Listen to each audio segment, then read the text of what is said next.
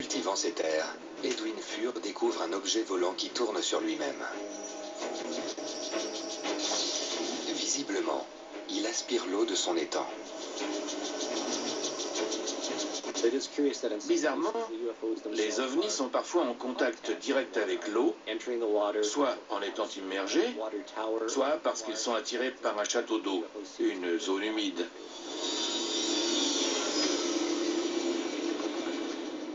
L'objet mystérieux s'élève dans les airs et Edwin assiste à un spectacle encore plus étonnant.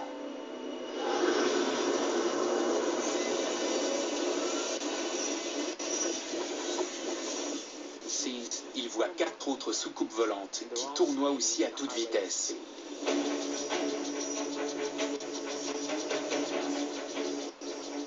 L'observation de 5 ovnis en même temps est exceptionnelle.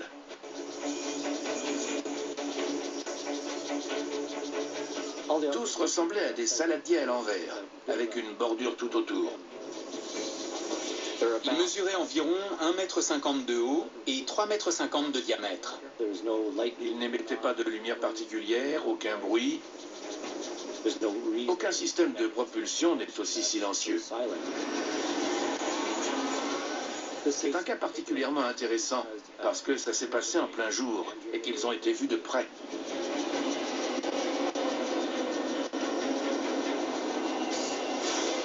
L'un des ovnis s'est élevé dans les airs en dégageant un petit nuage de gaz ou de fumée. Les 4 autres ovnis se sont mis à vibrer.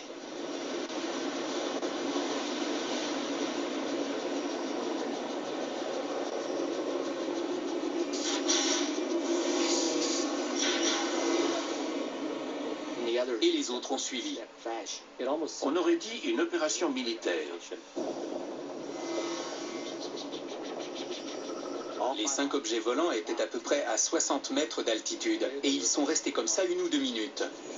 Edwin s'immobilise lui aussi, captivé par le spectacle aérien.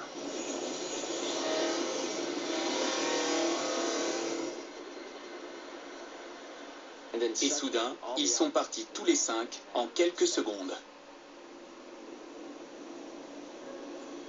Edwin ne comprend pas, il ne sait pas quoi penser.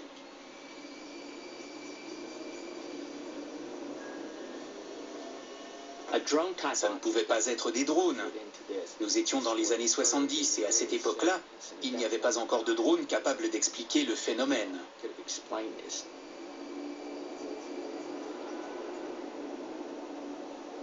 Edwin aperçoit quelque chose d'autre.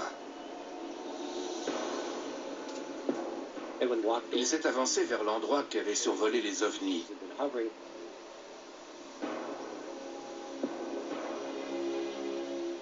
L'herbe avait été aplatie et recourbée.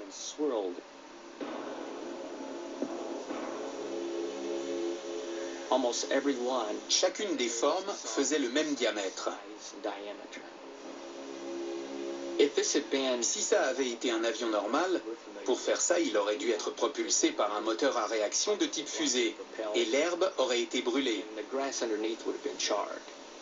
Il n'y avait pas de traces d'incendie, rien d'autre que le mouvement physique que les ovnis avaient fait subir aux brins d'herbe.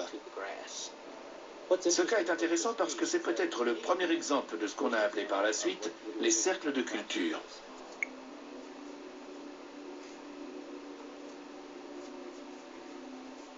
Le crop circle est un dessin, généralement, donc les plus intéressants sont dans les champs de blé, les champs de céréales. Ils apparaissent au printemps jusqu'à la moisson.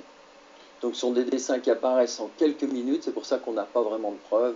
Je dirais même, quand je dis quelques minutes, ils apparaissent en quelques secondes. C'est comme s'il y avait un grand coup de vent, mais la différence avec des blés versés, on a à ce moment-là un dessin qui apparaît dans les champs. D'abord, il faut savoir que le phénomène existe depuis très très longtemps. Les premiers crop circles, on les retrouve par exemple en 1670 par un chroniqueur anglais, c'est bien dessiné, etc. Tout ça on connaît. Mais c'était des cercles par-ci par-là. Ensuite, dans les années 70, on commence à avoir des cercles qui commencent à former des dessins, des triangles, des choses. Et là, on ne peut plus dire que ce sont des vents tourbillonnants. Et dans les années 90 apparaissent des pictogrammes. Et c'est à ce moment-là, comme c'est un phénomène qui va partir comme une fusée, hein, il y a plein de gens qui viennent de partout, du Japon, etc. Et à ce moment-là, il y a la désinformation. Il y a 2 papis là, qui ont dit qu'ils faisaient ça avec une planche. C'est vrai qu'on peut le faire avec une planche, mais là, ce n'est pas le cas du tout. Et surtout, bon, on sait d'où ils viennent, hein. De toute façon, ils ont fait une carrière dans l'armée, etc. Tout ça, c'était une grande manipulation. Et alors, ils ont expliqué que c'était pour faire croire que c'était des pistes d'atterrissage, etc. Alors qu'en fait, 25 ou 30 ans après, on a découvert des tas de propriétés au niveau de ce qu'on pourrait appeler des dessins qui sont sous-jacents, qui sont tellement riches. On aurait aimé que ces personnes-là nous parlent du nombre d'or, des tracés régulateurs, de tout ce qui est à l'intérieur de ces cercles. Si on considère, à juste titre, hein, que les crop circles sont un enseignement, on va se rendre compte qu'il y a une progression, surtout depuis donc, les années 60, de plus en plus complexe. À une époque, il y en a eu de très très grands, mais il n'y en a eu que 2, mais très très grands, de plus de 40 000 m². Mais à quoi ça sert de faire des grands cercles? C'est pas le but. Mais ces grands cercles ont été faits pour nous prouver que ce n'est pas des humains qui peuvent faire ça. 409 cercles, comme la grande spirale là, de 400, c'est impossible. Et en plus, avec d'une beauté, d'une précision mais incroyable. Les ingénieurs et les architectes anglais, ils ont essayé de voir combien ça pouvait coûter. On n'imagine pas, c'est énorme parce qu'il n'y a pas de traces. Et si on imagine un commando avec des GPS, etc., pour faire quelque chose d'aussi précis, mais ils vont se marcher dessus. Ils vont écraser les blés, enfin c'est pas possible, surtout la nuit. Dans un vrai crop circle, par exemple, dans les tiges, elles sont pas seulement pliées au sol, déjà elles sont pas cassées, elles sont souvent pliées, et à l'intérieur de ces tiges, on s'aperçoit que les nœuds des tiges ne sont plus les mêmes qu'à l'extérieur du champ. Ils sont tous gonflés. Je connais même un scientifique. Il a suivi tous les crop circles de Belgique avec ses outils, il a tout mesuré, et les nœuds sont soit agrandis, soit voire même éclatés. Il y a quelque chose qui se passe au niveau de la tige. Ensuite, il y a des tas de phénomènes électromagnétiques incroyables. Bonjour à tous. Bon, là, vous venez de voir 2 petits extraits de vidéos qui vous parlent des crop circles. Hein. C'est une activité de nos visiteurs extraterrestres hein, qui nous font des superbes dessins dans les champs de blé. Le phénomène se serait accéléré dans le début des années 90 avec des dessins beaucoup plus perfectionnés que ceux des années 70. Nos visiteurs extraterrestres suivent l'évolution technologique et les progrès scientifiques de la planète hein, pour commencer à nous diffuser des dessins encore plus sophistiqués. Dans ma précédente vidéo intitulée « Le grand monarque alias le Mahdi ne naîtra pas dans un pays musulman », j'expliquais que l'état conflictuel dans lequel se trouve plongé une majorité de pays arabo-musulmans serait l'une des raisons qui nous expliquerait pourquoi le Mahdi, alias le grand monarque, hein, ne pourrait pas naître dans l'un de ces pays. Depuis plusieurs années, nous le savons, les islamistes seraient entrés en conflit ouvert avec les régimes militaires qui gouvernent ces pays. Mais devant cette menace islamiste, les États-Unis, tout comme certaines nations européennes, se sont empressés de venir soutenir ces régimes arabes qui, profitant de cette aide, ont fini par écraser toutes ces révoltes islamistes. Parce que nos républiques laïques ne voulaient pas se retrouver devant des régimes à l'iranienne à leurs frontières. L'Algérie fut l'un des premiers pays à avoir développé cette politique du tout répressif et sécuritaire en massacrant une partie des islamistes qui s'étaient révoltés. Hein. Mais maintenant, vous devez savoir que ces émeutes d'octobre 1988 qui avaient conduit au déclenchement de la guerre civile qui opposa les islamistes aux militaires algériens en 1991 seraient une conséquence, du moins la conséquence d'un châtiment divin infligé au peuple algérien, surtout au régime militaire algérien suite aux événements survenus pendant le mois de juillet de l'année 1978 en Algérie. Le régime militaire algérien aurait organisé une opération secrète pour essayer de se débarrasser de ce jeune élu qui deviendra plus tard, probablement, dans le futur, celui que les prophéties surnomment le grand monarque. Dans une précédente vidéo, je disais que le diable sèmera probablement aussi la confusion en exploitant le nationalisme des uns et des autres pour s'attaquer à ce mystérieux monarque de l'Apocalypse. Durant l'année 1978, il aurait stimulé le nationalisme algérien, je parle du diable, ce qui logiquement aurait réveillé le nationalisme européen en général et celui de la France en particulier. À ce stade de planification, le diable pouvait désormais recourir à des commandos de nationalité algérienne hein, pour s'attaquer à un jeune monarque qui lui aussi probablement est d'origine algérienne. Comme vous le savez, le diable se complaît souvent dans la confusion pour saboter les desseins de Dieu. Sachant que le grand monarque serait un logiciel envoyé par le créateur des mondes. Soupçonnant le Front islamique du salut, dit le fils, d'obéir indirectement à ce mystérieux grand monarque, le régime militaire algérien réagira par une répression sanguinaire, massacrant dans la foulée une partie des villages qui avaient osé humilier le nationalisme algérien en votant massivement pour le fils.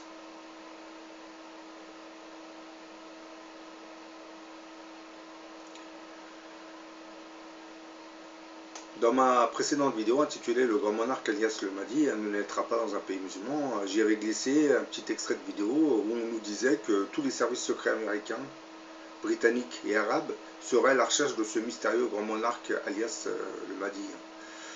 Je nuancerai ces propos, hein, ils ne sont pas à sa recherche, puisque tous les gouvernements du monde savent qu'en France vivrait une personne particulière qui présenterait toutes les caractéristiques de ce mystérieux grand monarque. Donc localiser ce monarque de l'Apocalypse ne serait pas trop compliqué pour les services secrets.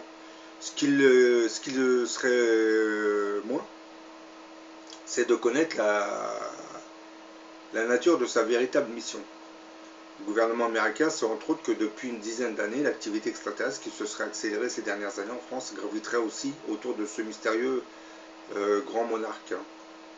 Mais ne connaissant pas la nature des programmes mis en jeu, les Américains se contenteraient pour l'instant, hein, je précise, hein, d'accentuer la surveillance par satellite de certaines zones en France où l'activité extraterrestre serait manifeste. Hein.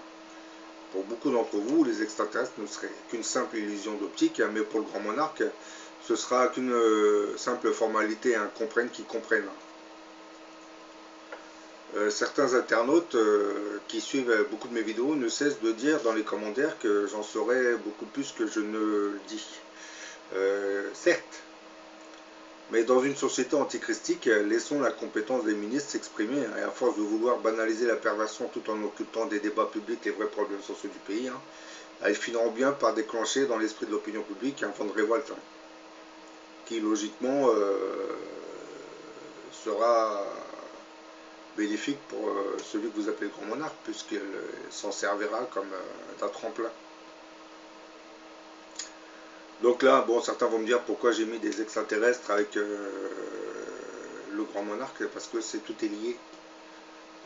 J'expliquais dans beaucoup de mes vidéos que ce mystérieux grand monarque que la Bible appellerait l'Antéchrist, hein, qui logiquement doit précéder le retour du Christ, hein, et qui doit venir pendant une période apocalyptique, sera probablement lié à l'activité extraterrestre, donc il va revenir accompagné de nos visiteurs extraterrestres. Et ce qui se passe actuellement concernant l'ufologie serait lié. Et les services secrets américains se pencheraient beaucoup, du moins depuis quelques années, sur ce qui se passe réellement en France. Sauf que bon, la population française n'est pas vraiment informée, hein, de cette réalité, hein, parce que, comme nous le savons, le grand monarque, c'est un logiciel envoyé par Dieu. Donc, qui dit Dieu, dit religieux. Et vous savez que nous sommes dans une république franc-maçonne en France et en Europe en général. Et vous avez une oligarchie qui a pris le contrôle de ce pays, hein, ne l'oubliez pas. Donc cette oligarchie n'a aucune envie de voir un tel personnage, surtout s'il est d'origine algérienne, prendre le contrôle du pays, hein, en imposant une doctrine ou un dogme basé sur un enseignement, un nouvel enseignement religieux, parce que il ne va pas perpétuer ce qui existe déjà, il va apporter un nouvel enseignement. Hein. C'est un réformateur, le grand monarque. C'est pour cette raison, d'ailleurs vous remarquez, lorsque vous parlez d'extraterrestres, du côté, les musulmans sont prêts à dire que ce sont des djinns. Donc là vous verrez, il va être confronté à de très très gros problèmes, parce que vous avez été tellement bien formaté par les religions que vous ne pourrez pas comprendre ce que ce mystérieux personnage vous dira. Exactement comme le Christ, lorsqu'il est arrivé, il a commencé à prêcher, les pharisiens et les juifs de l'époque ne comprenaient pas ce qu'il disait. C'est pour ça qu'ils se sont attaqués à lui. le prophète de l'islam, lorsqu'il est arrivé, c'est exactement la même chose. Il ne comprenait pas ce qu'il disait. On l'a reçu à coup de pierre, le prophète de l'islam. Surtout que vous aviez la tribu des Korachites qui gérait la ville de la Mecque. À cette époque, c'était une zone de pèlerinage. Les gens venaient pour certes faire du commerce, et se soumettre à certaines statuettes, c'était le culte de l'idolâtrie à l'époque.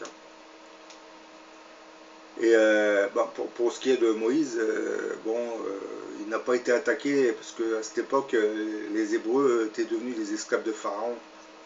Donc Moïse, lui, n'a pas été réprimé, il a été vu comme un sauveur.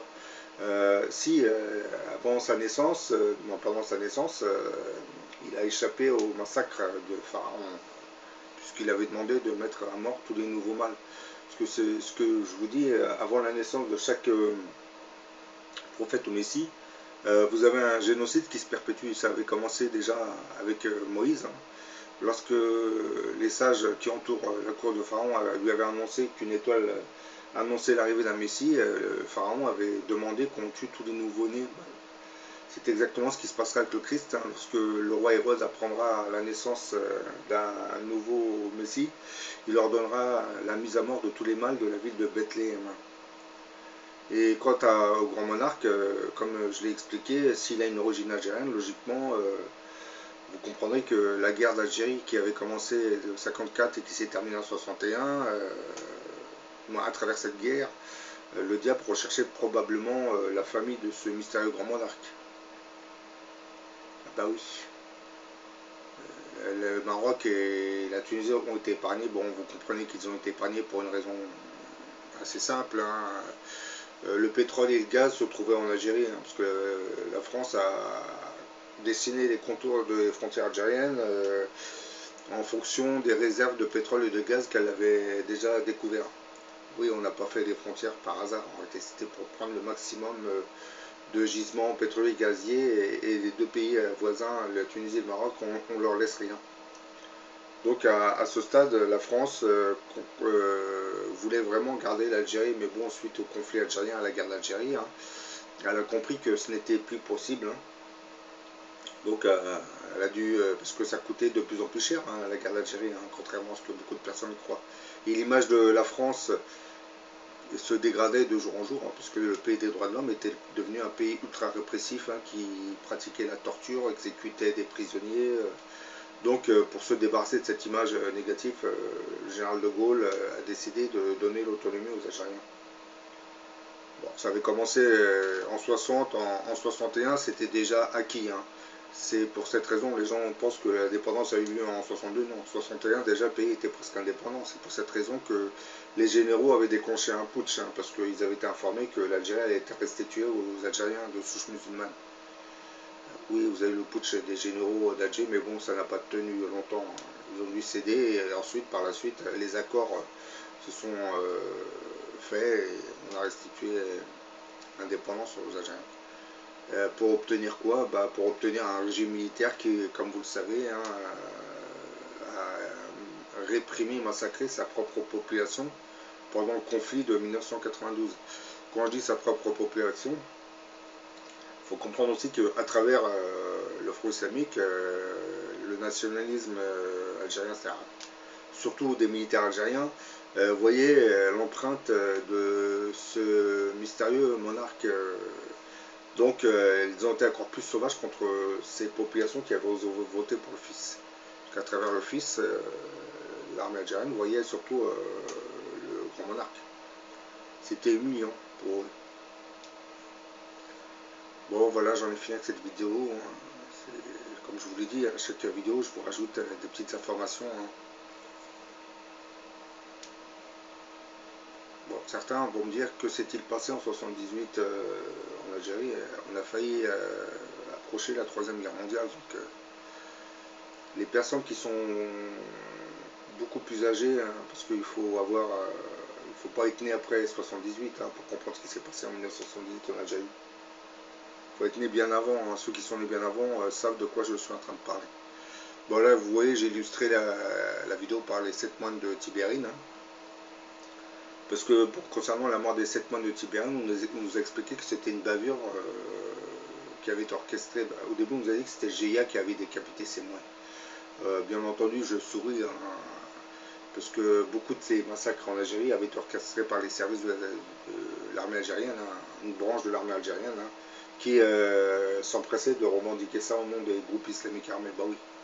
Et comme nos médias francs-maçons sont en guerre contre toutes les religions, eux ils en ont profité, hein, pour discréditer une nouvelle fois cette religion en disant vous voyez les islamistes sont barbares, alors qu'en réalité c'était les militaires qui massacraient. Bah, les 7 moines de Tibérine, vous vous doutez bien que c'est pas un groupe islamique qui les a massacrés, puisque d'après les enquêtes qui ont été faites par la suite, ces moines avaient tendance à soigner les maquisards islamistes qui étaient blessés. Et ça, le gouvernement algérien, le régime militaire algérien en était bien conscient, donc ils ont lancé une opération.